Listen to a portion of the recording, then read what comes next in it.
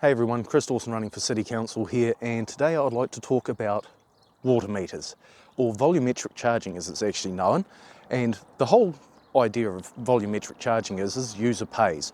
So all your big water users around town, like dairy factories, meat works, likes of Quality Foods, anywhere that's using a lot of water, the big laundries, will all have water meters, and they pay by the cubic meter. Cubic meters is the standard measurement for water in general on the bulk side of things, and a cubic meter is 1,000 litres, okay?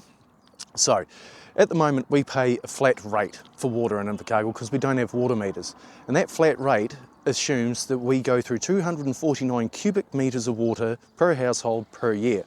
Now if you actually work that out, that's 682 litres a day, which is a phenomenal amount of water. That's about double what the average person or average household would use. So we're actually, we're not overpaying, it's just there's a lot of water that we're basically paying for and we don't use it.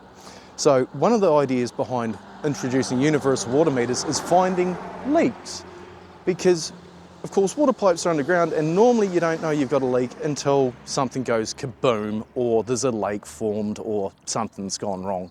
So in the long-term plan, we've put aside 9.9 million for universal water metering. We're going to make the decision in 2029 and they'll be introduced around 2033, 2034. About the same time as those astronomical water bills I've been trying to warn you all about are going to hit. So there's two things you need to think about with volumetric charging. When you pay per cubic metre of water, what happens is people tend to use less. So it's a great water conservation method. But what a lot of councils have found back in the day is it's actually just as efficient to run conservation campaigns, and you can save the cost of installing water meters. Because that 9.9 million they're talking about using for installing water meters, that seems like an awfully low number. Because you divide 9.9 million by 20,000 houses and you get $495, which seems awfully cheap to put in a water meter.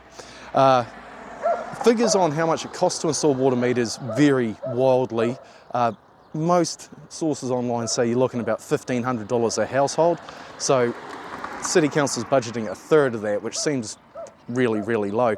But at the other extreme, you've got Upper Hutt, who budgeted $16,000 to install water meters in the Hutt Valley.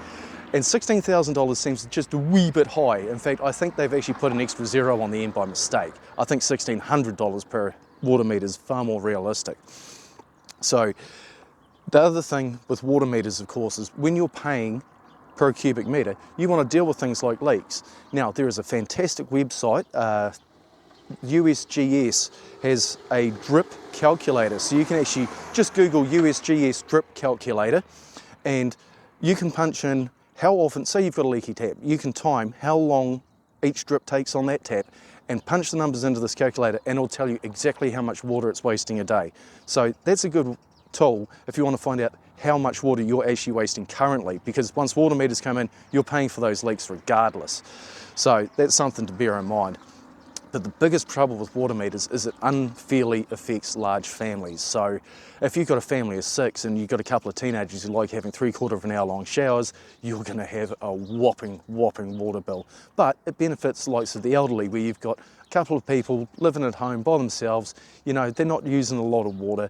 So that's where water meters can be a fairer alternative, and they can be a worse alternative because they're going to ping big families and they're going to reward small ones. So whether this comes to fruition or not, because like I say, the City Council's not making a decision until 2029, but it looks like it's going to happen. We're one of the few places that don't have water meters everywhere, so yeah, watch this space.